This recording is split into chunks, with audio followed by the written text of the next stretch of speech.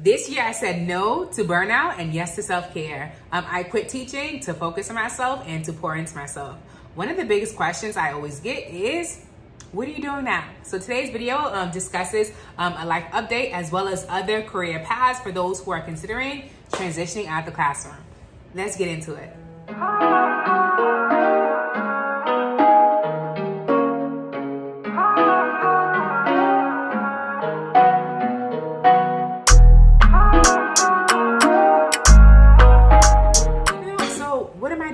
So even though I decided to stop the classroom, my passion for teaching hasn't gone anywhere, right? I still believe in the power of education being a force that can allow us to have equity, a force that can allow many people to have opportunities. I'm a first generation Haitian American, and I got in so many opportunities because of me taking education seriously and because of me having just teachers who really poured into me. So my passion about education isn't going to go away. So with that being said, I'm currently working in within education. So I'm working in a sector called educational technology.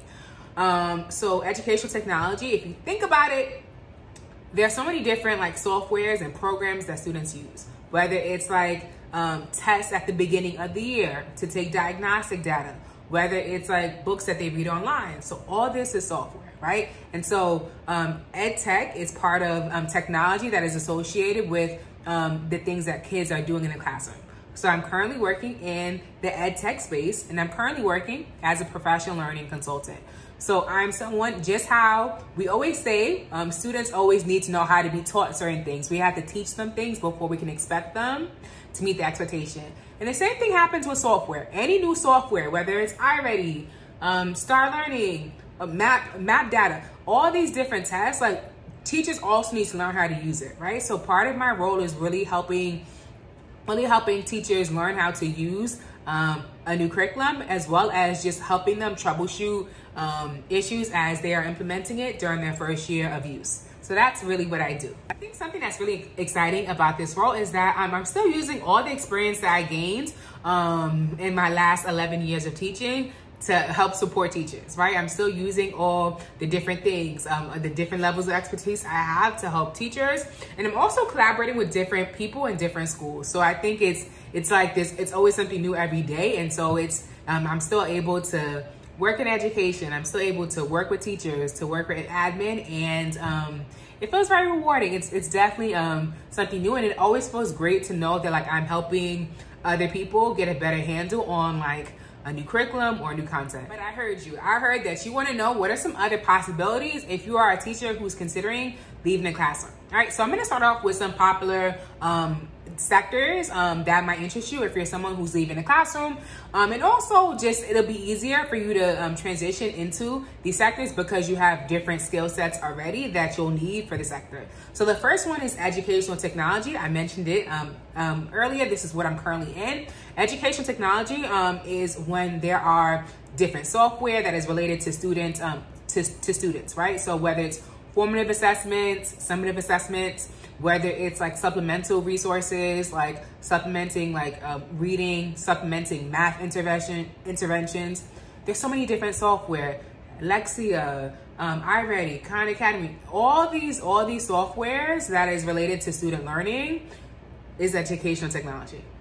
Learning and development. So learning and development is really, if you think about it, whenever there's a new role, there needs to be training. There's always going to be onboarding whenever you are new to a role. And so learning and development really creates the content to help train those who are new hires or those who are new to a company, right? It's like corporate training. So instructional design. So this is another way of saying really content creation. So this can be anything from writing educational materials to creating online courses or to creating tutoring resources, right? You are creating content that is related to learning.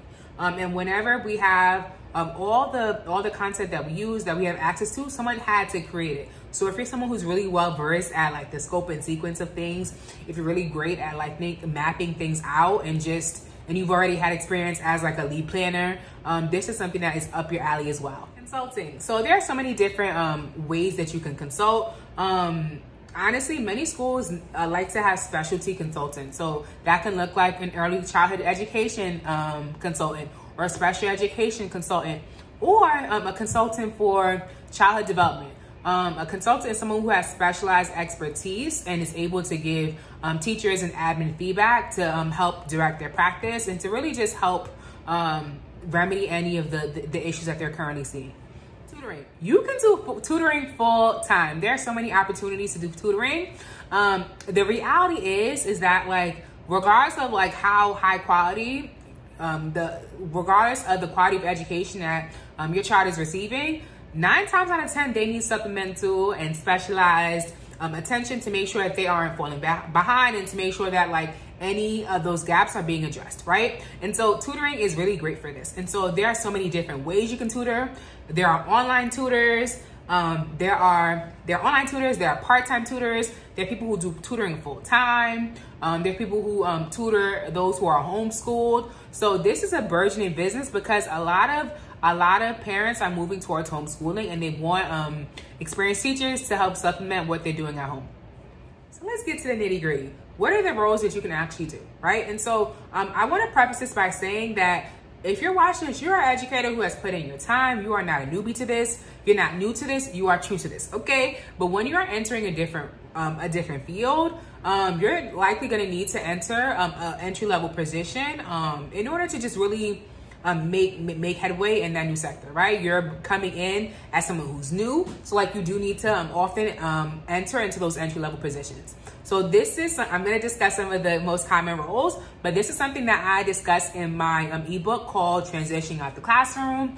For more information on like step-by-step details on how to find a job that's right for you, please make sure you check out that ebook. It is linked down below. So these are different roles based off of the different sectors that I mentioned. So this list is not exhaustive, but I wanted to give you just a quick view of entry-level positions and a variety of roles for each sector. You can feel free to review this section. You can pause it, take a screenshot. And if you are curious about any of these roles, feel free to do a quick Google search. But the purpose is to give you an idea of the different roles that are out there in case you are wondering of what else you can do if you are choosing to not stay in the classroom. So this list was not exhaustive. If you do a quick Google search, you will see many other roles.